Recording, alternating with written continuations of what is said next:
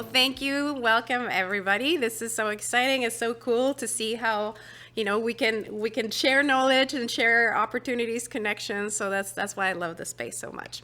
I'm going to tell you a little bit about the outline of today. As I mentioned, there's going to be pretty much 8 mini workshops.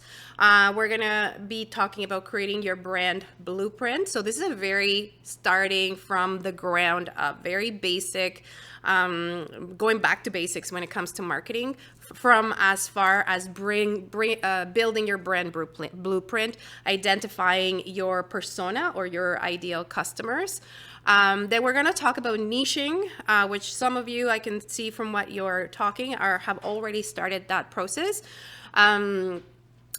Going narrow and deep in terms of the approach. Then we're gonna go really dive into your unique selling proposition and really carve it out and putting it into words. Then we're gonna look into creating your marketing promise, a framework for marketing, and then 12 ideas just on where I'm gonna very briefly touch on social media and marketing tools for businesses. So this workshop is not to teach you how to do like the end product, like how to come up with social media posts and whatnot. Shayla is the one that does that. This is a step before that. This is a step of like building really your foundation really strong, so that when you are doing those social media posts, when you are doing those marketing campaigns, you have a very clear idea of your blueprint, who you're talking to, what is your voice, so on and so forth, right? So it's sort of before the actual strategies, like before the actual doing of marketing, social media, and so on and so forth. It is very important. It's a lot of the times when we get super excited with our businesses, these are the steps that we kind of miss just because we get super excited with start, and then we start like posting on social media, and we're kind of like not very strategic about it at the beginning. So this is basically a guide to kind of take a step back and help you better prepare for that actual social media strategy or regular marketing strategy. There's going to be a lot of exercises. It's very hands-on. So in between every single mini workshop, you will have access to the exercises. I'm gonna ask you to make copies, so I don't think you can write on them. So in order for you, they're on Google Documents, so you're just gonna have to make a copy. If you don't know how to do that, don't worry. We'll teach you, or we'll explain how to do it as we're ready to dive into the actual hands-on exercises. Any questions? No? Okay. All right, so so who am I? I'm Karla. I am a business strategist. I am originally from Mexico, from the north, the land of the Tarahumara indigenous community, or feet with wings. So basically my community, we, not me, but a lot of people in the community, they're known for being very fast runners, really, really fast runners. And actually in this recent, there was a recent Indigenous Games here in Ottawa.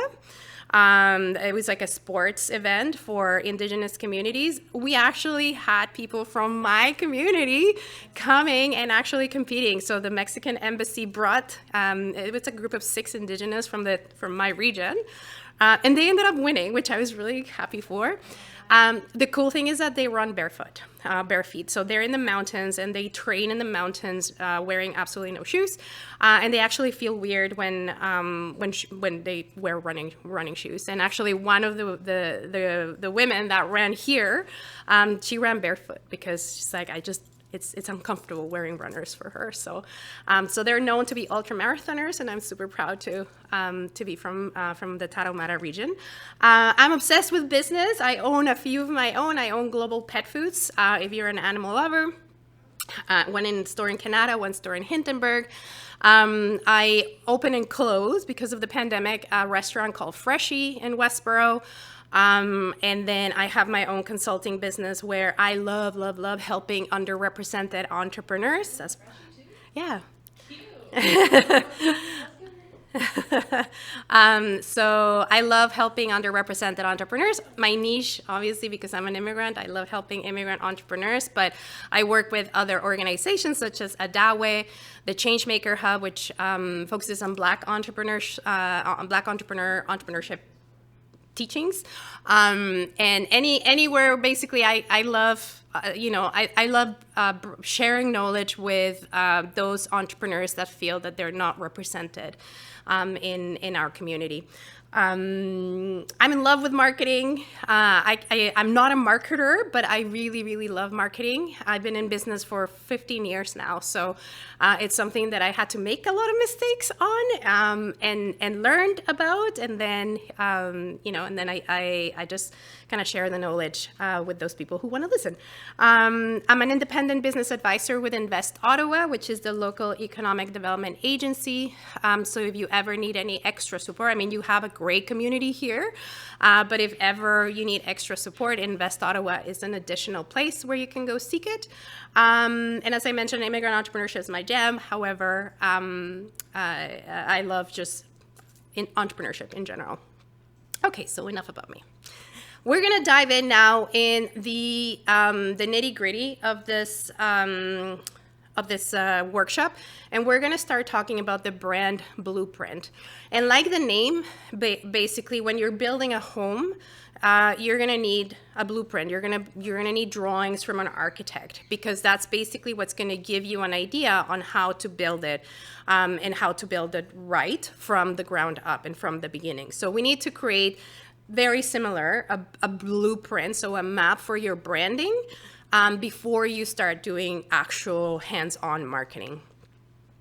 So as I mentioned, brand building is like starting a building, and it starts with a blueprint, and there's going to be 5 elements of a brand blueprint.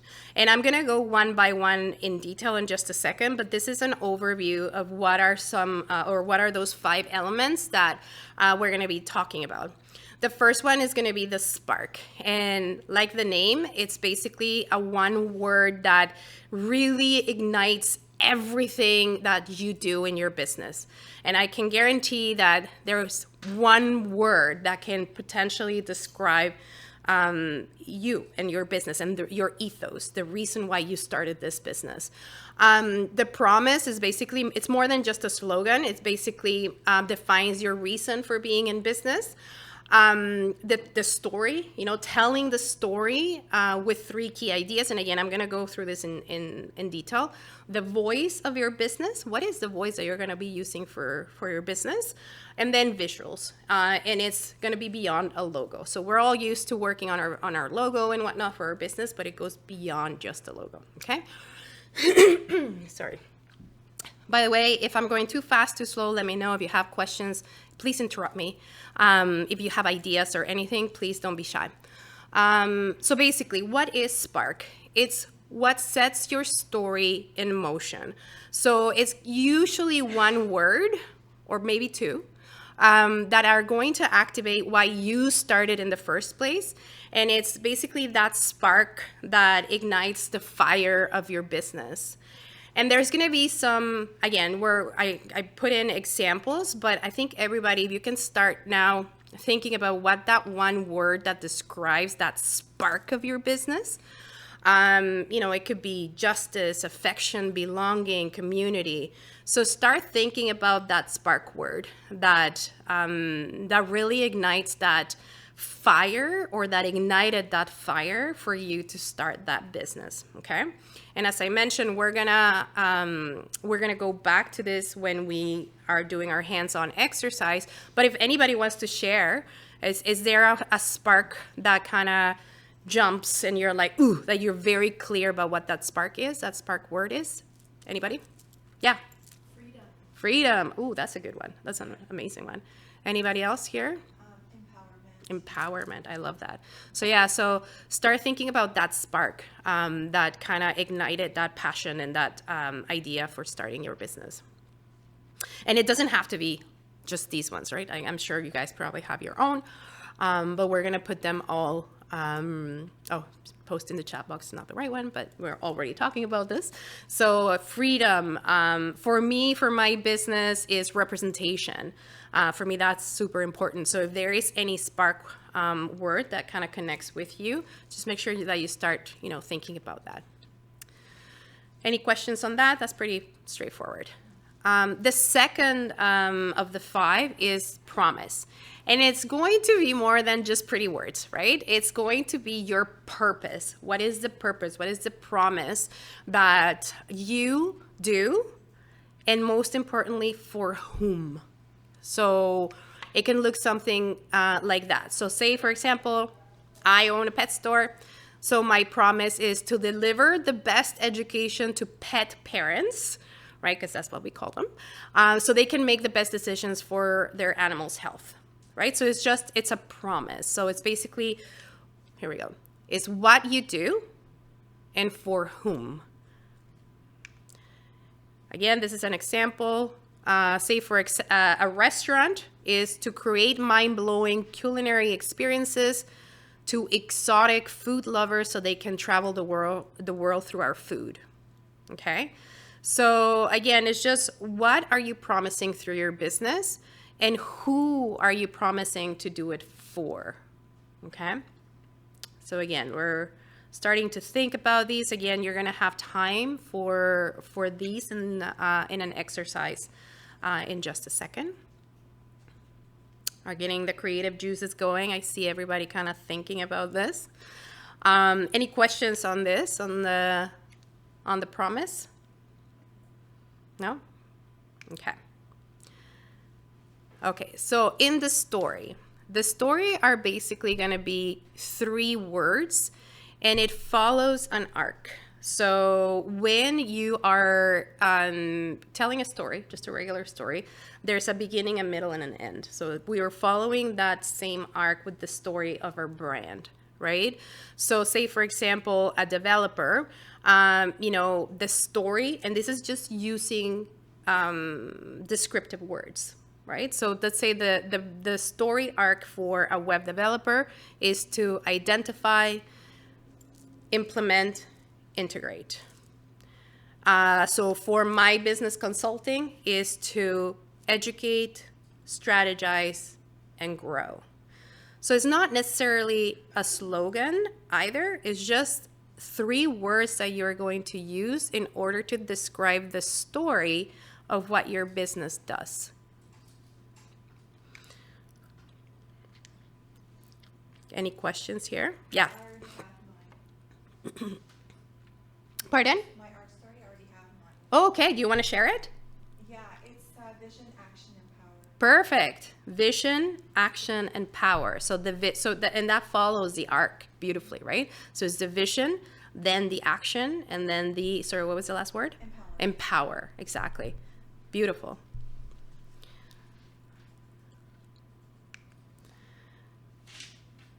And then the benefits is basically, again, it could be a story arc, or it could be where am I?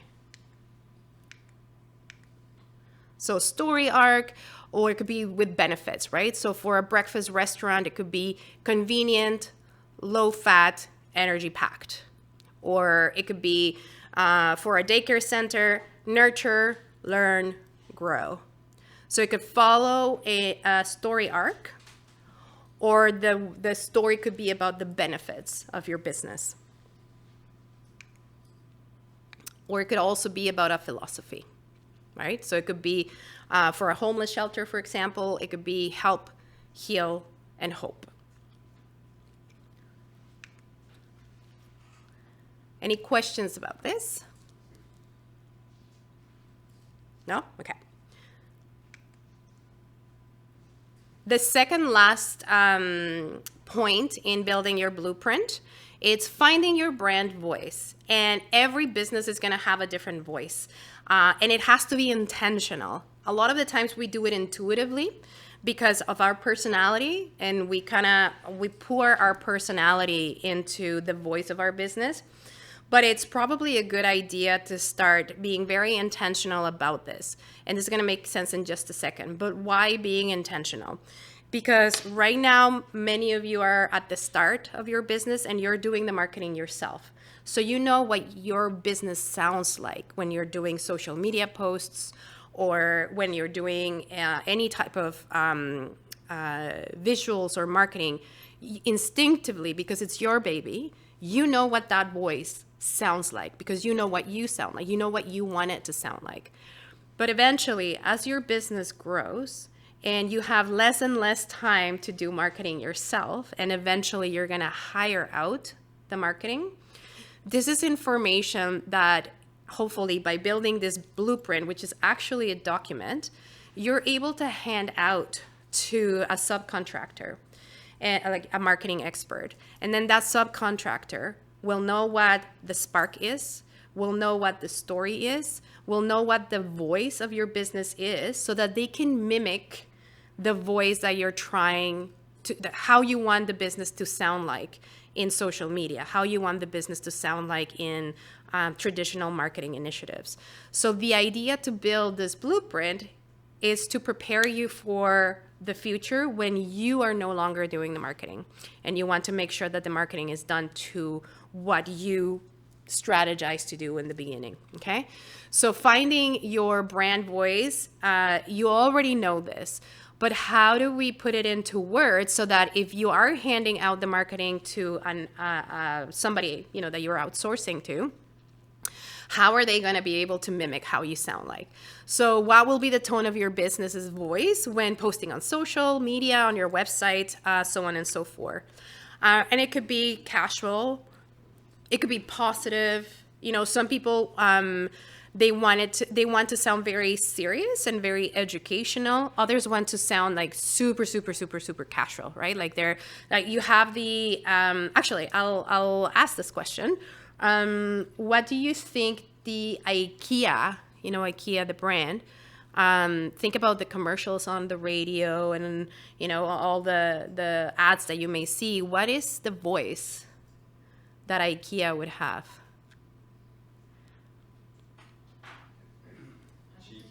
Cheeky? Yeah, cheeky. That's a good one. Oh. Is this a trick question? I didn't look at the bottom, so I always do this because it's actually funny. Okay, let's change the brand. Okay, any other brand that you guys like, that you like them because the voice of the brand is actually cool? Nike? Okay, what is the voice of Nike? Would that be assertive or positive? Yeah. Any other ones that kind of... Like flu-ball shoes. Okay. Like they'd be maybe a little bit cheeky. Yeah. Artistic. Exactly. Artistic. Oh, I like that one. Yeah. And it's super important, right? Because so long as you are very sure about what you want your voice to be, then when you are handing over the marketing eventually to somebody else, then they'll know, right? They're like, oh, okay, so you're into cheeky stuff. Okay, then you have a little bit more freedom, right? Or no, you know what? I want to sound casual and approachable. That's my voice. By the way, that's my voice for anything that I put out in social media or whatnot. It's very casual. It's like what you see is what you get, and it's approachable because English is my second language and I don't know how to speak in big words. So it's approachable and casual, but informative too. So start thinking about what is that voice that you want your brand to represent, and what are those descriptions or descriptive words that if you were to hand it over, that's what it would sound like the majority of the time. Okay, so for the pet store, as you probably notice, it's casual and positive for my pet store. Very casual, but very positive. So pet parents, it's like casual and positive. I call my managers are not managers. They're like the chief dogs. The pets are not pets. They're fur child. A grand dog. We have a lot of grandparents, and they show the pictures of their grand dogs. Belly rub. So those are the words that kind of describe the voice that we want to come across as. And we're very intentional about it. So then it makes it easier when we're, sometimes you're like, oh my God, I don't know what to write on the copy of a post.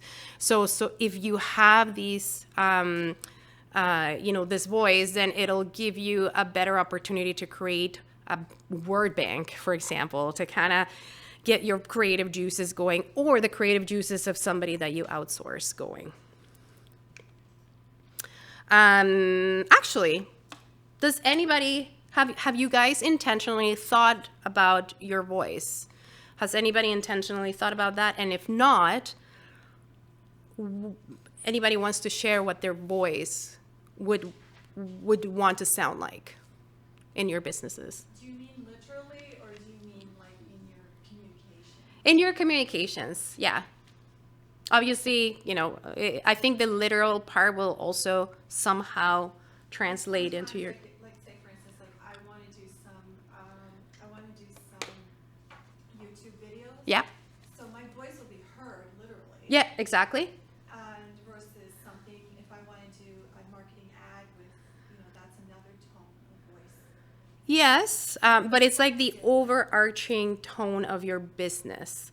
And for you, I think it would be, and this is just an idea, but for your type of business, it would be probably empathetic, lots of empathy, right? Okay. Or, and basically it's an overarching voice, or, And also inspiring as well. there you go. Inspiring is the biggest part of my story. Okay. My brand story is the inspiration. Exactly. Okay, so then inspiring, and then with inspiring, you can think of, okay, what are some other, like a word bank that I could have of what I do that instills inspiration, right? I never even thought of that before, so thanks. Because I was thinking of mine, but I don't think mine really like matches. Because I like to be energetic, but then I don't know with cleaning. I don't know if I should be just more like casual or. I think energetic is a good one, because with that word, then you're like, if that's going to be your brand voice, like remember, IKEA's brand voice is cheeky. So then like everything is super cheeky.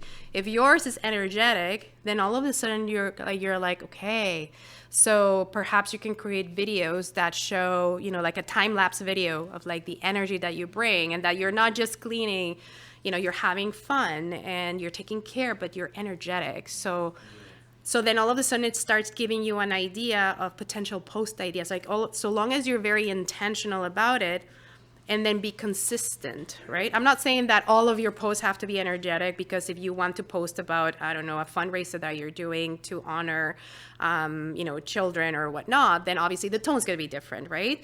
But like overarching, what are you intentionally is your company gonna come across as? That's like the first thing that like popped in my mind, like the first word that popped in my mind. Yeah. And then I like kind of second guessed myself, being like, like is that the? But I think because I always like. You're very energetic too. Yeah. You know what I would recommend as well? Let's be strategic too, right? Like, what are your customers also looking for in a service provider such as yourself? I would imagine is reliability too, right? Yeah. So energetic and reliable would be two like cool voices that you can integrate into your marketing. Yeah. Anybody else wants to share? I wrote sincere or heartfelt. Ooh, beautiful. Yeah, and you're a maker and an artist, so absolutely. So then then your voice should reflect that, right? And your posts should reflect that too. There's probably a lot of inspiration and heart pour into the art that you create. So perhaps having posts that reflect that, like how did you come into creating that? What is the story behind that?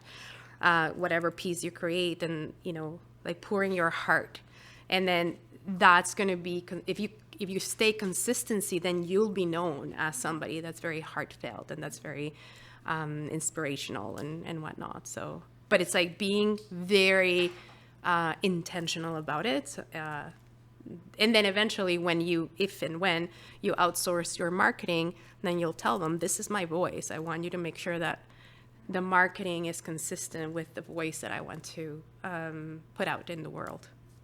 That's awesome. Thank you. Okay. So we went through the example. And last but not least, visuals that tell your story. And obviously, it's going to be a solid logo. I'm hoping that most of you have thought about it or already have one. The typography. So by typography, what I mean is what fonts, and again, this is being extremely intentional. What fonts are you going to use if you have a website or if you're creating flyers or marketing on Canva? What are the fonts intentionally that are going to stay consistent throughout your marketing initiatives, right? So that you're not creating one Canva thing with one font and then another one with another one and then another one with another one, right? You want to stay as consistent as possible and as intentional as possible. Colors, what are going to be your brand colors to the code? And I'm going to show you how to get to that, but like in Canva, you can see what the codes are. And again, the reason why this is so nitty-gritty is the same. If you want to change your logo, for example, but you really like the fonts and the color, it's very easy to hire a graphic designer. It's going to cost you less because the graphic designer is going to spend less time if they know what are your fonts that you are using and that you want to stick to, what are the colors to the codes, and then we'll just create the logo based on that or redo the logo based on that. So it's usually what you do with your visuals. I think I have a sample. Oh, and photo recommendations. So a library of images. There's nothing worse than sitting in front of the computer, and we've all done it. It still happens to me sometimes where I sit in front of the computer and I'm like, what picture am I going to use? Right? Like what stock image am I going to use? And sometimes it actually helps to have just like a library of stock images that you can use so that you don't spend too much time just like scrolling through Pexel or whatever bank of free images. So at least you have an idea. Or you can have a bank of photos so that if you outsource it, the person can see, okay, these are the pictures more or less that this person wants to use. Perfect. So then I can outsource them myself. I know the style type of thing. I use Adobe. Okay. I get 10 credits every month. Amazing. So I have a huge backlog because I haven't been using my marketing lately. So I have over 100 Ooh, credits of photos. amazing. Yeah, it's fun. Like it takes a lot of time to find. It's a lot of time consuming to find the photos that you want to build your message. Exactly. But it would be interesting for you to spend the time, say, dedicate next week on Monday or whatever. Yeah. I'm going to create my own bank. So I'm going to download pictures and spend all the time because you gave yourself, you dedicated that day to download all the pictures or at least to create your own bank so that next time you're creating a marketing strategy, you're not spending that much time downloading. You've already done it and then you can pick and choose from what you already have. And or if you were to subcontract that to somebody else, you already have a bank and you're like, just choose a picture from here. Yeah, that's a great idea. Okay, so so this is basically creating a brand blueprint and then have it ready to stay consistent. And what does a brand blueprint look like? It looks like this, right? So this is from my own consulting. It's basically telling you those are the colors that I want. That's my logo. These are the fonts that I'm using. You can't really see, but it has the name of the fonts. And then these are like sort of like the images that I like. So that it really is just a one pager that if I am hiring a graphic designer or if I have a co-op, somebody helping me as a co-op, I can give them this and I don't have to say, sometimes when this happens to me, and it might happen to you too, sometimes when it takes you longer to explain it to somebody and you're like, that's okay, I'll do it. Right? And then all of a sudden you have another thing to do, right? And because it takes a long time to pass on that information. But if you create something like this, you can say, hey, co-op, angel. Here you have it. I need you to help me create, something on Canva, and here are the colors, here's the logo, this is the font that I want you to use, and these are some of the ideas of images that I'm looking for. And then all of a sudden, that's it, boom, right? And then you don't have to do it. You don't have to say, that's okay, I'll do it. But that tends to happen to me, and this saves a lot of time and a lot of headaches. Really nice. Oh, thank you. And you know what? You can do that through Canva, and I'm going to show you how to do it in just a second. So I'm going to recap. So the 5 elements of a brand blueprint. Some people actually go as far, so I didn't go as I should have, but I didn't. But some people go as far as putting the spark, the promise, they go spark, promise, story, voice, visuals. They put it here, and then everything else. So they put everything in one document. So it's like, you have an intern or a co-op or a friend that's helping you, then they have everything in one page, okay? I should have put everything, but I did not. Basically, this one goes with identifying who your key customers are going to be. And a lot of the times I've had, when I'm asking business owners, who's your client, they tend, I'm generalizing here, but many times I hear everybody's my client, right? If you have a hairdressing studio, usually the answer that I get, well, everybody has hair, right? So everybody's is my target. However, the way I kind of see it is that if you sell to everyone, you're selling to no one, because it's very hard. Just imagine that you want to, let's just say your pockets are full of money, and you want to do marketing, and you want to market to everyone, right? Because everyone has hair. So you're literally going to be throwing the money in the air, and it's going to be really hard to actually get customers in a really targeted way if you're trying to spread the message onto every person that has hair, right? So the recommendation is that you get very intentional on who your customers are going to be. And that's in the marketing world, it's called persona. So basically, what is a persona? It's going to be a fictional character, because we're going to get into the nitty gritty of that particular customer. But it's going to be the person that represents a segment, or like a key segment of your target audience. And ideally, when you're creating your persona, you almost want to even picture the face of this person. So there is a series of questions that we need to answer in order for you to kind of determine almost like what that person looks like. What is this person's name? It's a fictional character, but it's a fictional character so that we use them as our North Star, basically, so that anytime we are creating social media posts, anytime we're creating any type of marketing initiatives, we're doing it with this person in mind, so that we're actually speaking to somebody, as direct as possible. And they're super detailed, as I mentioned. You need to come up with a name, age, profession, if it's a direct-to-consumer type of business, pains, frustrations, behaviors. And I think I talked about this in the previous seminar when I was talking about the business model canvas. So if you were here, some of these things are going to sound familiar. If you were not here, then there you go.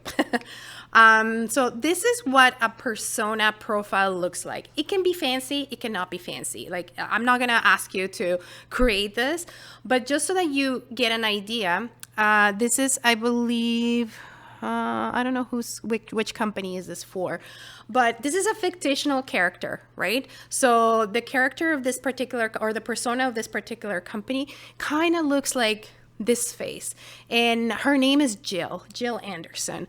And then you're gonna see that the age is 35, works as a regional director, family, she's probably married and has one child. So you have to be as specific as possible, so that once you get all of this information, then it's easier to market, because you're directing your marketing very, very, very targeted.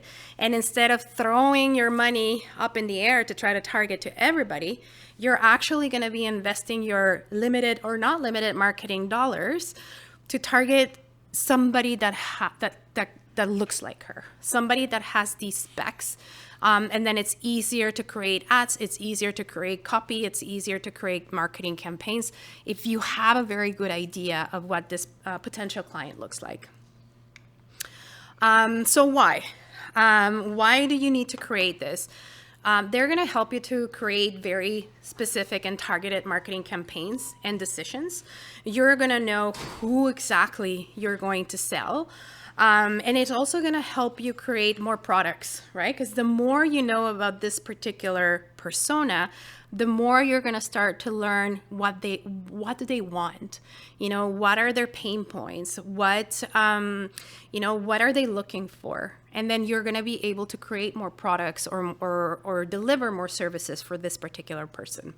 So you can, it's better to say, I'm going to market to Jill. So you give them a name. You almost like, you give them an identity, or women between 25 to 45, right? Like that's very ambiguous, but in your head, giving this person a name actually makes it even more real. And then you can make a product for Roberto, or it could be men between 60 to 75, right? So it's the same thing, but giving them a name, it almost makes it seem more real, and forces you to create something more personal. So you're gonna actually, you're gonna be able to create better return on your investment when you have a very specific and very targeted persona, because then instead of targeting your message to, women between the ages of 25 and 30, you're actually targeting your message to a person, right? So all of a sudden your messaging becomes more personalized, right? So, and more directed at that particular demographic. So, and they, giving them a name, giving them certain characteristics will help you actually target to them, and your marketing will relate to them, right? Again, there's psychologically saying Jill or saying Roberto, or like giving them a name with all of these specifications, psychologically, when we direct our marketing and our messaging to a specific person, you're able to relate to them and they're able to relate to you better. It's just a psychological thing that happens. So how do you build these personas? There's going to be a whole bunch of questions that you're going to have to ask yourself. You can either, for those people that already have a business and already have paying clients, that you already have an idea of who your customers are, you can do it in different ways. You can actually create a survey. You can survey your customers to kind of gather a little bit more information about them. Or collect some, data from the customers that have already purchased from you. If you have a little bit of a flow, like a customer base, stop a little bit and think, okay, what are the characteristics of my customer base, and what are some of the common the common features, the common denominators of my customers, and that will help you build that persona. Where are they? Who are they? How old are they? Like, what's the age range? What do they do? How much do they spend on your product on average? How often do they buy your product? So for those of you that already have paying clients, this is actually great. So it takes a moment for you to just assess and get curious about them. And potentially even ask them these questions, right? So don't be afraid to send out a survey. Don't be afraid to, if you know them on a personal level, just try to get them to give you as much information as possible so that you can have a better idea of who they are, what their needs are, what makes them tick. And then what's important to them, their needs, and where do they live online, And this is very important because the more you know about them, whether you already have customers, and if you don't have customers, who do you want to reach? Who do you want them to? Who do you want it to be your ideal target? Are you aiming for like a 20 to 25 crowd, female? Because they live in a different place online, right? 20 to 25, they're probably TikTok and Instagram.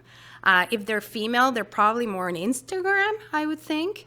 Whereas if your target is, 50 to 60-year-old women, then probably they're not living on Instagram. They're probably more on Facebook, or or if you're like, my target is professional men and women, senior management leadership positions, then they're probably on LinkedIn, right? So the more you know about them, the easier it is for you to create the right marketing campaigns in the right places so that you can actually be very, very, very targeted and have better return on your investment of time and or money, okay? So but building a persona requires you to really go deep and start answering a whole bunch of questions such as these ones. Yeah, so I mean, I just mentioned this, the social media side of things. They personas will basically have different places where they live on social media. So again, if your persona doesn't live on Facebook or doesn't hang out on Facebook, then there is no point in you investing, because social media takes a long time. Like, it takes a lot. It's a commitment, right, to market on social media. So I've seen clients where they're like, okay, well, I need to be on all social media platforms. I need to be on Facebook. I need to have my Facebook page. I need to have my Instagram page. I need to be on X or Twitter, and then I need to be on TikTok as well. But you don't need to, right? You want to be strategic as to where is your customer base, right? Because you want to make sure that you're not wasting your time and energy in being in all of these platforms and being overstretched in trying to manage everything. And for me, I think it's better to focus on one or two social mediums, and be strategic and be in those social mediums where most of your personas are going to be living. And that's the better use of your time, energy, money, everything. And you'll get the better return on your investment that way. Yeah, so you can use, we won't get into Google ads or Facebook ads, but eventually, if and when you end up investing money into Facebook ads or Meta ads or Google ads, depending on the industry that you're in, when you're in the process of creating the ad campaign for either Facebook or Google, they're actually going to ask you all of these questions. So they're going to ask you which target, like which demographic you want to target: male, female, what age, what geographical location, what are their interests. Like, you actually, in order to do Facebook ads, this is what Facebook asks you. So it's always a good idea to already know this, instead of just like, and being intentional about it, that this is the type of demographic that you want to reach, and have it all ready to go so that you're not just guessing while you're in the process of doing the Facebook ads. Any questions so far? Does it make sense? It's pretty obvious. Can I have more than one persona? Yes, absolutely. So that's a question that happens, or that I get asked all the time. So let's say you take a look at, for those of you that already have paying customers, you take a look at your customers and start identifying similarities. And you're probably going to, for many of you, you're probably going to be able to identify two key personas. For maker, artists, so on and so, like for you, for example, you can have a persona that is more of your end user, right? Like the person that directly purchases from you. But I would recommend to take a look at what other persona could you target.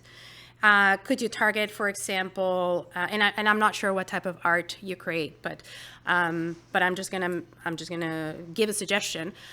Could you also target government buildings, or I'm not sure if you paint, but if you're an artist that paints paintings, perhaps like the commercial side of things. So either government buildings or architects that are looking to buy art from an indigenous artist. So that's like a completely different persona, also a completely different message, and a completely different way that you speak to them versus the end user, right? Like a consumer that just love your art or your whatever you make, and I'm going to buy it from you at a market, or I'm going to buy it from you directly. So it's two very different personas but that both of them could be doing business with you, or that you could be doing business with them, but two completely different ways on how you communicate.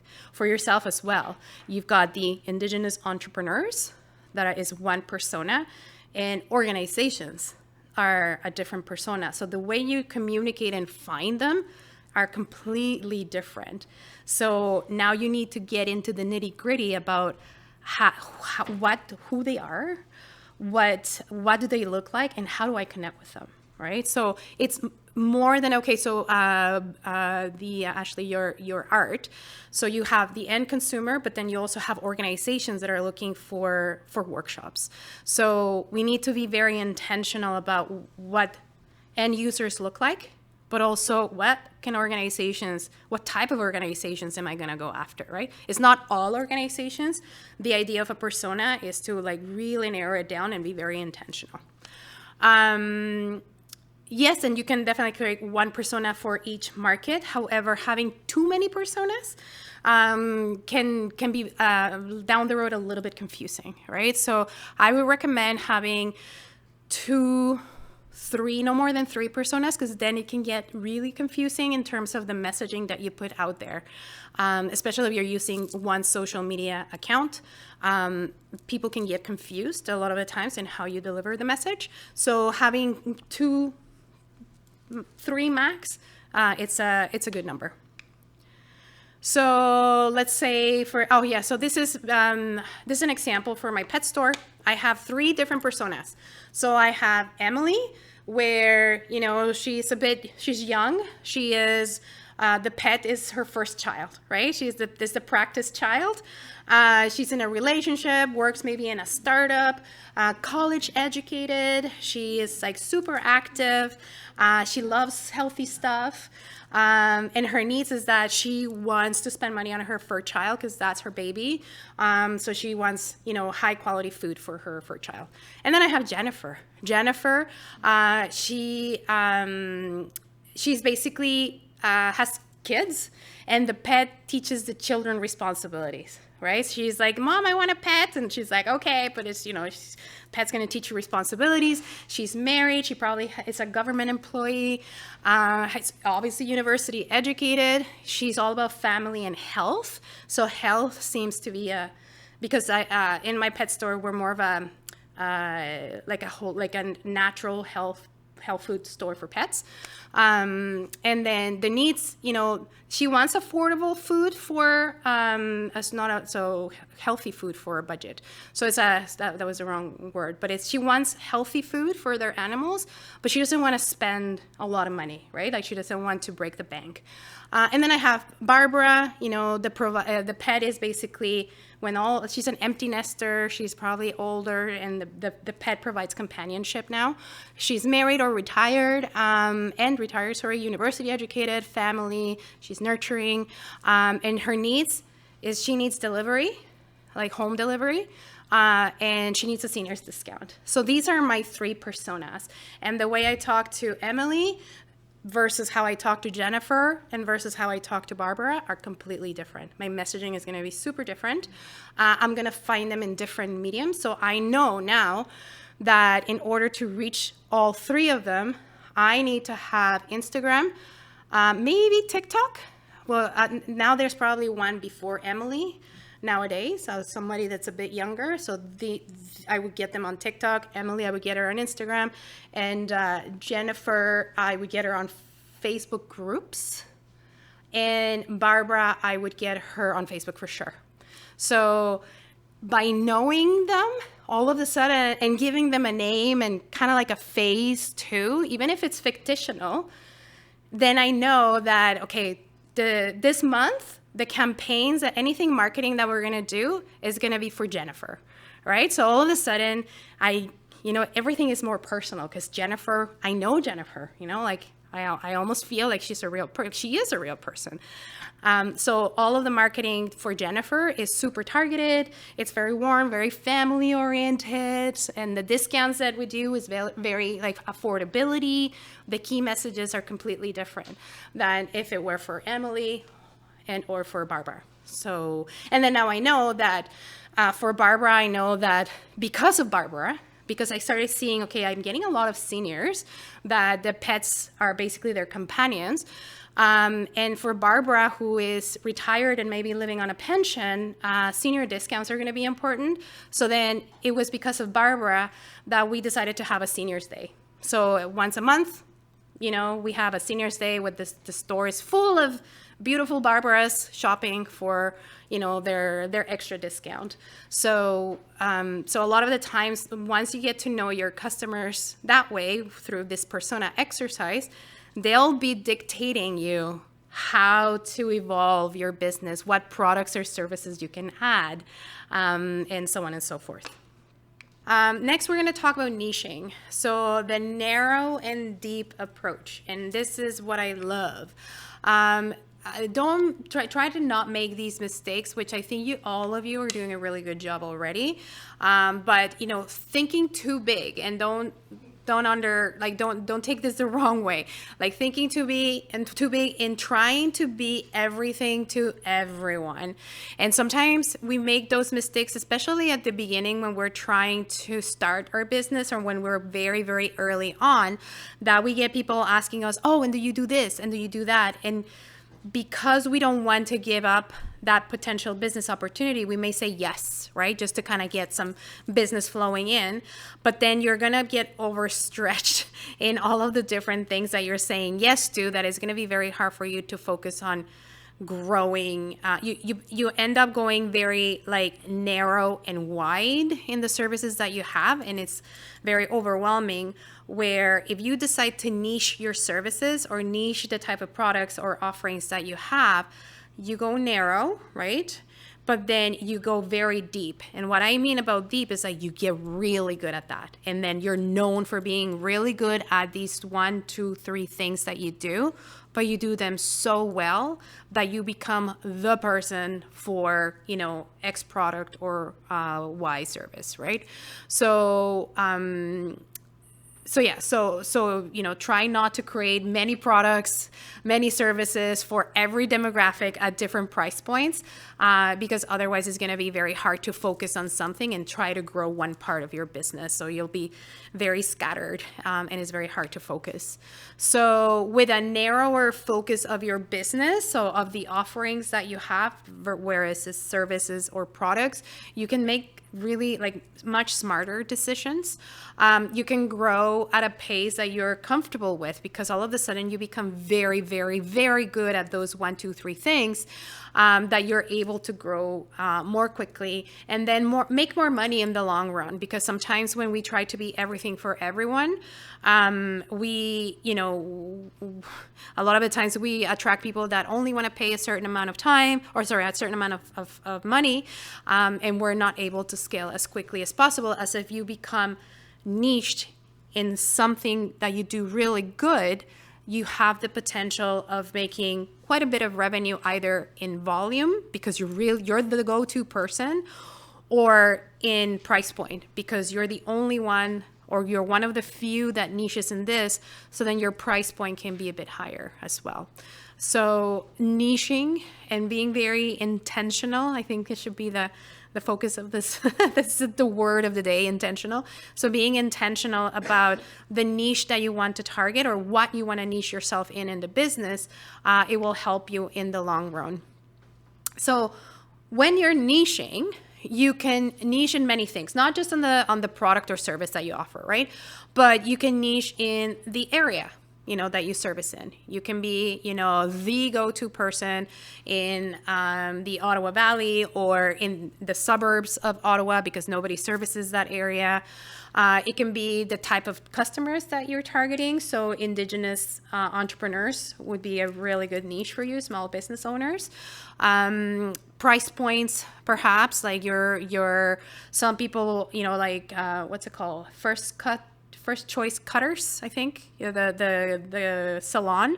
Their niche is basically quick and price point, right? It's quick and cheap, like inexpensive. No, I wouldn't say cheap, but inexpensive. So they're niching into that, right? So that they're niching into a price point.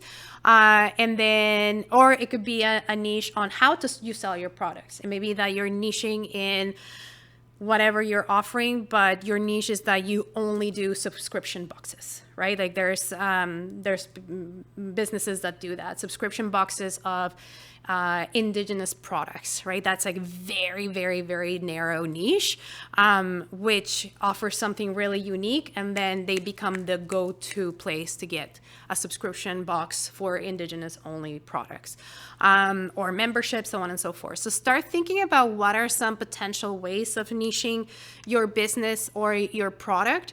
What can you niche? How are you able to stand out from the competition in a saturated market? Some of you already have niches, right? Some of you are already very specific about what you offer, who you're offering it to, and how you offer it. So that's awesome.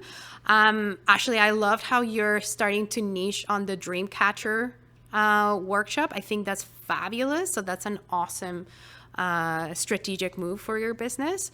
So something like that. So we can do many things, but niching strategically onto something that all of a sudden, as you do more marketing, as you do, more activity within your business, very quickly you'll be the go-to person for Dreamcatcher workshops. And any organization or events or whatnot, they're going to associate you with Dreamcatchers, you with Dreamcatch workshops.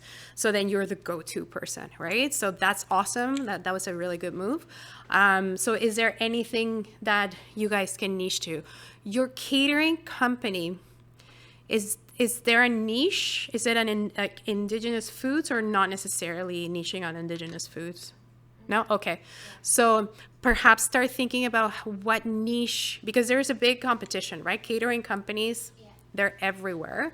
So is there something that you can start niching, either not necessarily in the product, but as I mentioned, on geographic location, the way that you provide the service, just start thinking about some potential ways for you to niche. Here are some examples of great niching. So you've got your business. So let's say dog groomer. Again, I'm going to go back to the industries. The dog groomer. So you can be a dog groomer, but if you niche, you can niche it as you specialize in small dogs only, right? You're a little tiny, the tot dog groomer, and that's it. And then you become known for being the go-to for small dogs. Or it could be a mobile service. You niche in mobile services, dog grooming. So that's another type of niche, the way that you could niche this. Or you can niche in, actually, just like full disclosure, my dad's a veterinarian. When we came to Canada, his degree didn't mean anything here in Canada. So he started from scratch, and he was really good with aggressive dogs. Like he's like the dog whisperer. And in order to stay in touch with the industry, of the animal industry, he started as a groomer just to kind of bring some food on the table, right? But he knew he was really good with aggressive dogs. Like aggressive dogs respected him, and he became the aggressive dog groomer in the Ottawa area for the longest time. So all of those dogs that have issues, with that are reactive to other dogs, or that are, aggressive to people, so on and so forth, they would take him to him.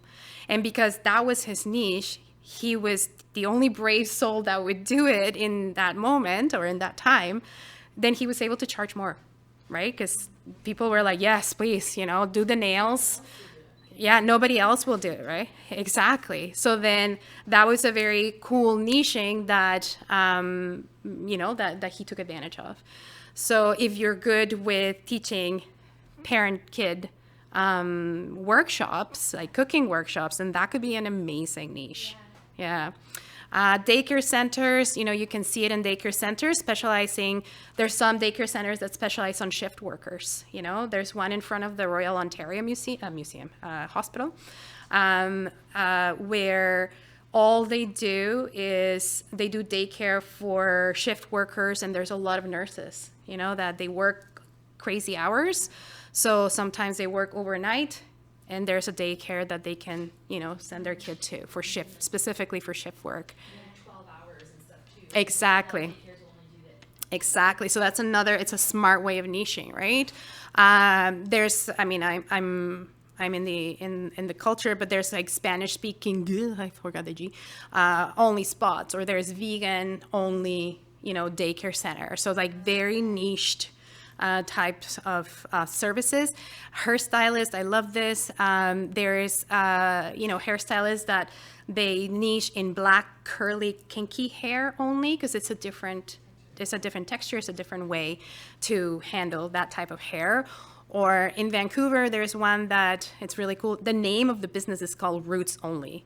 So you go there just to do your roots. There is no perms, no haircuts, no nothing. You just go there, boom, bam. They do roots. They do them quick because they're gotten really good at matching colors.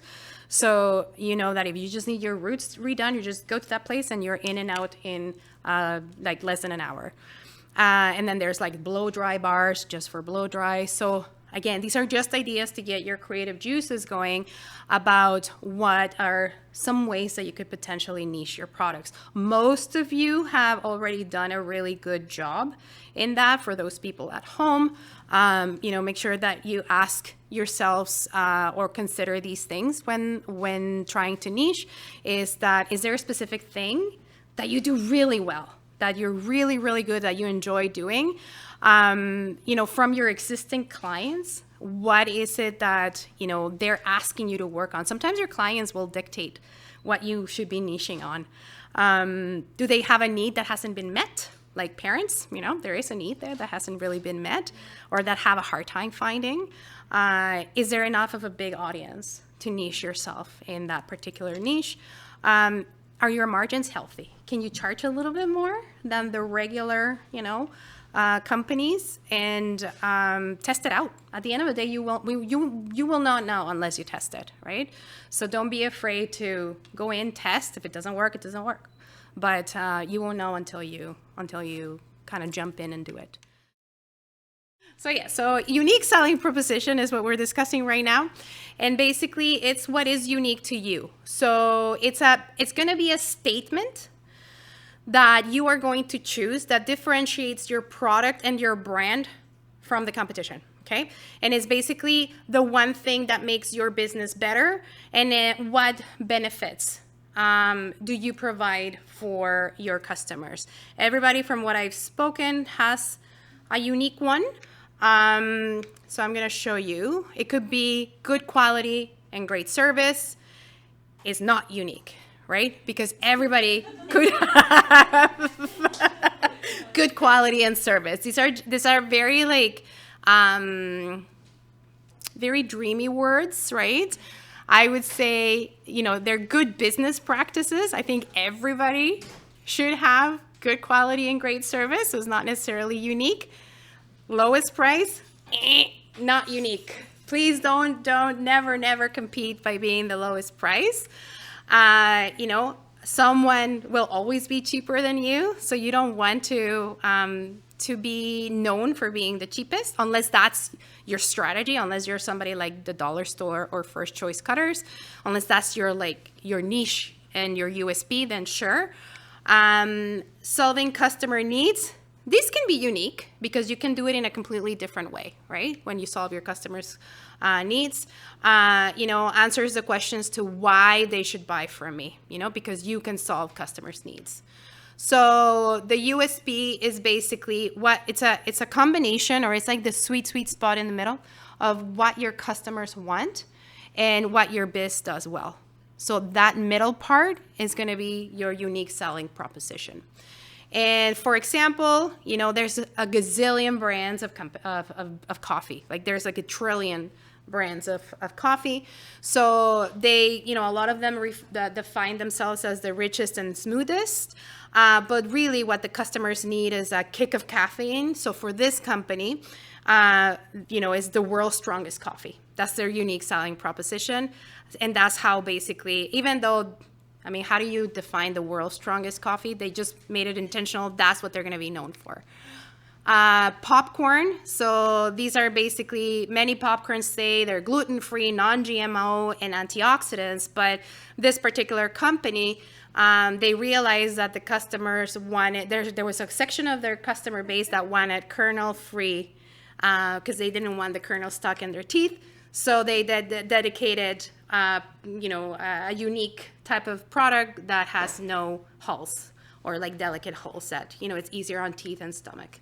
So how to define your unique selling proposition is, what is unique? It could be the product, it could be the package, it could be the way that you deliver, it could be the support that you provide to the customers, it could be the selling process that is unique.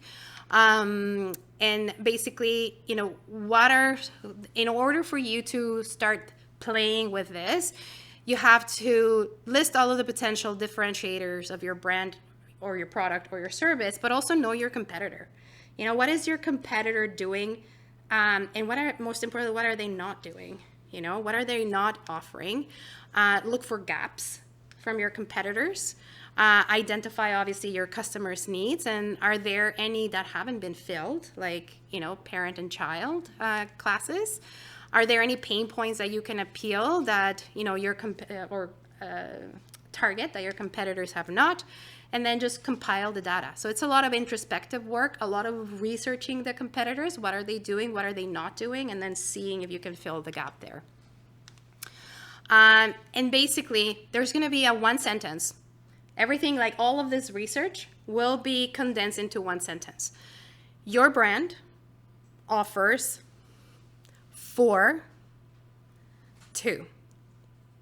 So that's basically the exercise is your brand, what do you offer, for whom, and to what? And that's going to be the exercise. So you can even add unlike, unlike, the competitor or unlike others in the market, we provide blah, blah, blah. So this exercise, there is a lot of thinking in it. So it sounds very simple, or it looks very simple, but it actually requires you to start doing some research and to think about it. And with creating your marketing promise, Seth Godin, if you're not familiar with him, he's like the marketing genius, the marketing person that does a lot of really cool stuff and cool research. Making promises and keeping them is a great way to build a brand, right? You're making promises about your business, what you do, who you do it for. And if you deliver on that promise, it's actually a fantastic way to continue building your own brand. So it's basically what makes you unique, very similar to your unique selling proposition, but most importantly, how you add value to others. And it should be clear, memorable, and specific. And there is a formula to create your marketing promise. And basically is my product or service is for people who believe. So what do people that you service believe in? I will focus on people who want. What do they want? And engaging with my product or service will help you get or achieve or, create, or what will it help you with if you engage with my product or my service? So there's definitely an art to social media. What to post, actually what not to post. Social media is not necessarily a place to use it like a flyer delivery method or like a bulletin board. There is more to social media than, just like a promotion or a flyer. There's an 80-20 rule on the usage of social media. So 80% of what you post should be social, educational, personal, right?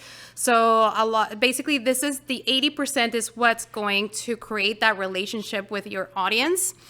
And this is where you share, where you start educating people about what you do, some tips, some recommendations, educate, share some of your personal journey to why you're doing what you're doing. People are curious. People are kind of nosy sometimes, right? Like they kind of want to know who's behind the business. And the more you tell them about yourself and what you do, why you do it, and educate them on the topic that you're an expert in, the more they're going to feel like they know you, the more that they're going to like and trust you and eventually buy from you. Okay.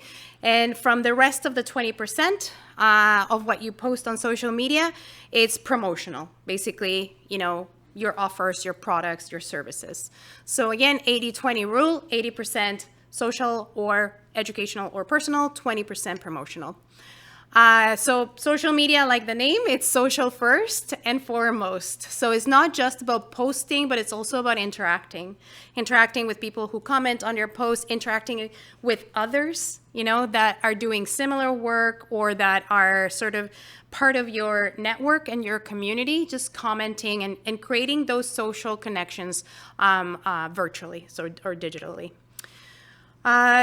Usually posts that, are very robotic or kind of staley or stiff, it's not what's going to resonate with your public, right? And you can probably see it. If you have posted something kind of staley on your social media, it probably doesn't get any engagement, might get a couple of likes but it probably doesn't get any comments. So the idea is to be more authentic, to be more you, and to put more of your personality into it so that it doesn't appear too stiff and clinical. Sometimes in an effort to want to seem very professional, it could have like an effect where it kind of creates a vibe of like very rigidness and stiffness, and that's not what you want. You want to be approachable, particularly if you are your own brand.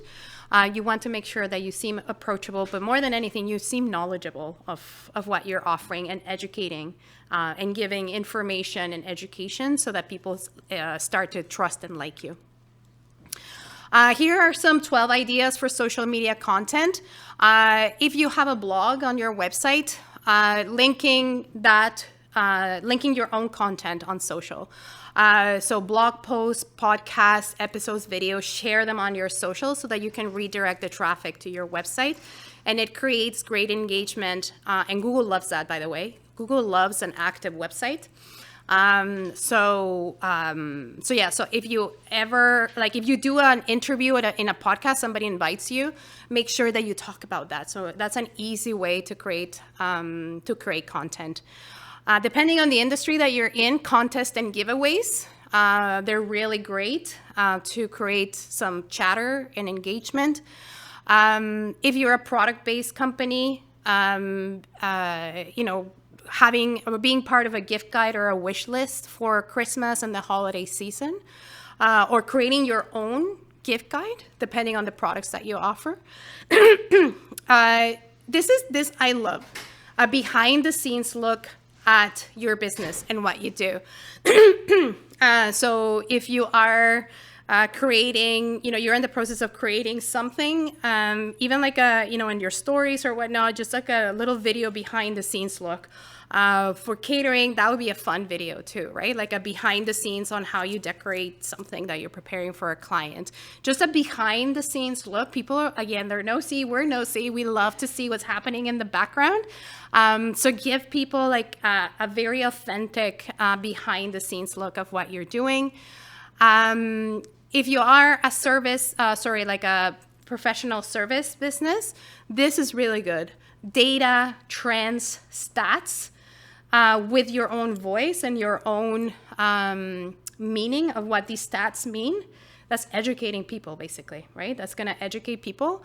It's really good content and really good educational content to kind of put your stake in the ground, where you can show people that you're up to date with the latest trends or with the latest stats or the latest, news within your industry.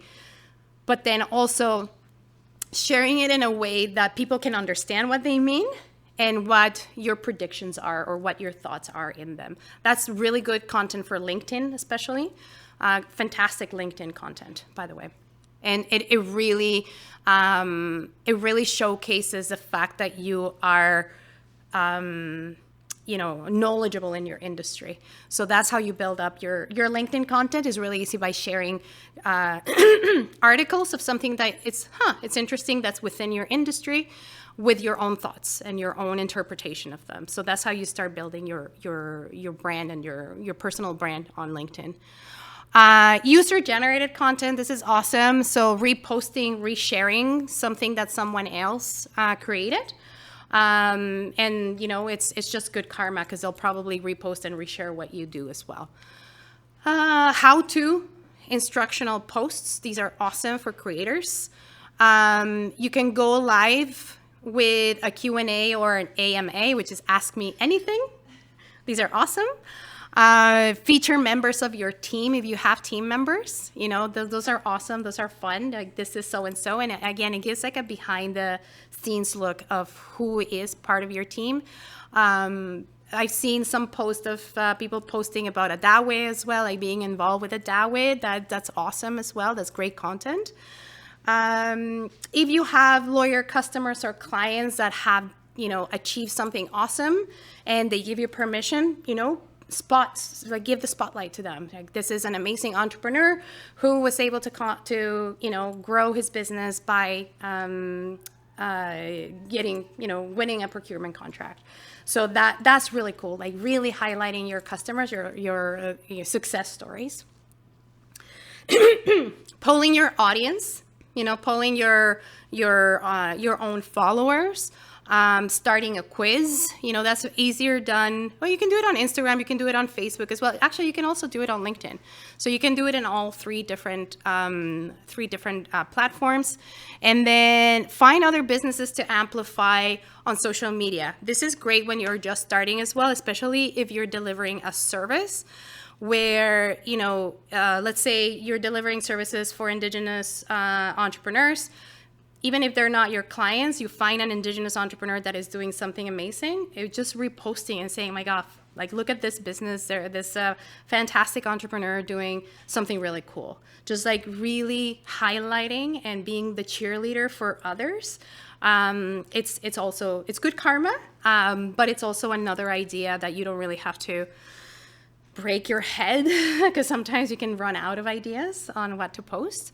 So this would be really cool, especially if you're targeting Indigenous businesses or Indigenous clients. It's also a nice way for content ideas. Some tools that I want to bring to your attention. If you have a business right now, Google Maps. You know, when you search for a business and you see it on the map, this is a free and extremely effective business tool. So even if you don't have a brick and mortar, if it's just a website, it doesn't matter. It used to be called Google My Business. Now it's called Google Maps. It's an app that you download on your phone as a business owner, and you can actually get your business found on Google Maps. It doesn't necessarily have to be attached to an address, because obviously if you don't have a brick and mortar business, you don't have an address, but you have a website. So instead of Google Maps showing an address, like a physical location, it will show your website. And it will help you rank higher as well on searches. This will actually help you as well to generate reviews from your customers. So this is a free tool that I think every business owner should have in their arsenal, and it's an easy, fast, reliable way to show up on searches. But you need to actually actively download the app and put all of the information of your business in Google Maps. And whenever you have customers, you can send them a link to the review for Google. So you know how you look at restaurants and you see the reviews? So asking your clients for recommendations or to review your services on Google will help you also generate more business, because you will show up higher on the searches on Google. So this is a free tool. It's available to everybody, whether you have a physical location or not. And it's a really easy way to generate more leads. Once you get into, you know, posting, or if you're already posting on Facebook/Meta or Instagram, I would recommend that if you haven't yet, that you change your account to, especially for Instagram, that you change it to a business account. And it's just easily done when you edit your profile. You can edit it to become a business account. Because once you become a business account, then you have access to your audience insights. And it shows you, you know, who's visiting that Instagram or Facebook account. Is it mostly male, female? Where are they coming from? Which part of Canada they're in, or which province. So it actually gives you a lot of information about the people that are following you on your social mediums.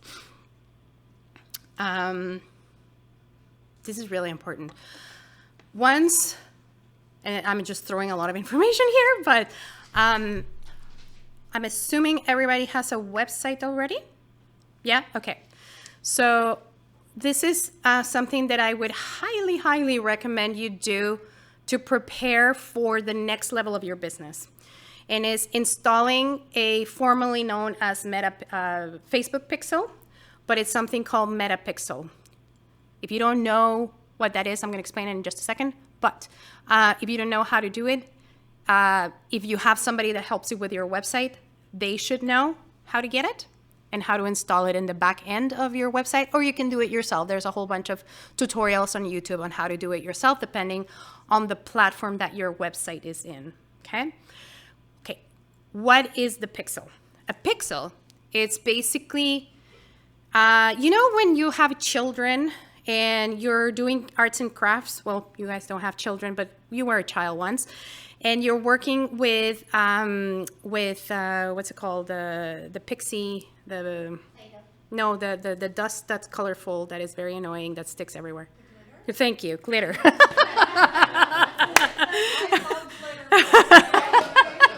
So you know when you're working with glitter and all of a sudden, like, the tube falls, it's everywhere. And you're trying to clean up the glitter, and all of a sudden you have it on your face, you have it on your legs, you have it on your fingers, it's on the couch, it's everywhere, and it takes forever to clean it up. That's basically what the pixel means, okay? So pixel is basically a piece of code that you install on the back end of your website, and what it does is that it starts tracking all of the glitter, so basically information about the users that visit your website. And because pretty much everybody's on Facebook, you get it from Facebook. And if everybody's on Facebook, or you know, which a lot of us are on Facebook, so people that have a Facebook account that visit, this is really scary, very useful, very, very scary. People that have a Facebook account that visit your website, because they have that pixel, or your website has that pixel, they're in essence like a tube of glitter, right? And they're throwing glitter on your website, and they're basically leaving marks on your website, right? It's like cookies on steroids. So they're leaving glitter all over. And basically this glitter is information about them. So this glitter is basically telling your website, and your website is accumulating all this information. You won't know it, but it's accumulating all this information. And all of a sudden, your Facebook account will know that your website has visitors that are mostly women between the ages of this and this. They live in this community. These are their likes, their dislikes. These are the pages that they subscribe to. This is what they're looking for. Like, all of a sudden you're getting all of these, your website is accumulating all of this glitter, this information about your users or the people that go to your website. And what happens is that your website starts building almost like a database and creating your own persona, right? You cannot see this information. You cannot see because of the Privacy Act, right? So you're not able to see the email addresses or anything of the people that visit your website. But when you spend money on Facebook ads, you know how I said you need to generate an audience? So you need to actually tell Facebook, I want to show my ad to the persons of this, blah, blah, blah. You can actually create an ad that will target that ad to people on your pixel. So then all of a sudden you're targeting that ad to a very warm audience. This audience has already gone to your website. They already kind of know about you. So the ads that you create will show up to those people.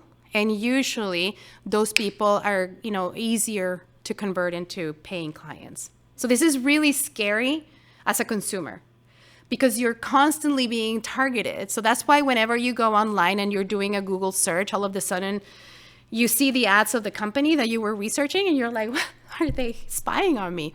So that's basically what they're doing, right? So they don't know who you are, but because you left glitter all over their website, then they're able to retarget you, right? So it's kind of scary as a consumer. It's fabulous as a business. It's amazing. It's a very effective way of paying for ads and not just throwing your money away. It's paying for ads to a target audience that has already visited your website. So that's why when you're doing social media marketing, that I said, if you have a blog on your website, make sure that you send people to your website because you want them to start throwing glitter all over it, right? You want people to visit your website, so send them from social media to your website so that that glitter is there. And you start building up that database so that when it comes time for you to invest money into ads, you're not just throwing your money away, you're retargeting those people that already know, trust, and like you. Okay? So this could be done in conjunction with your web developer, or you can Google and YouTube how to do it yourself. It's not complicated. Okay? Any questions? This is scary, but it's fabulous as a business owner.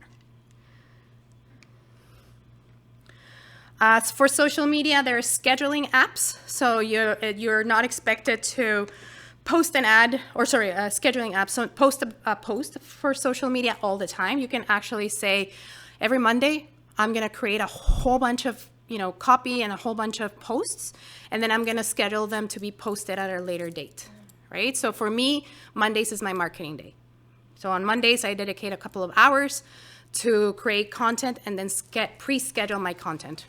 So through Facebook Business or Meta Business, you can do it. It's free, and you can do it for both Instagram and Facebook, or you can create, there's several scheduling apps, like Hootsuite is the one that I use, but there's tons and tons of scheduling apps for your content.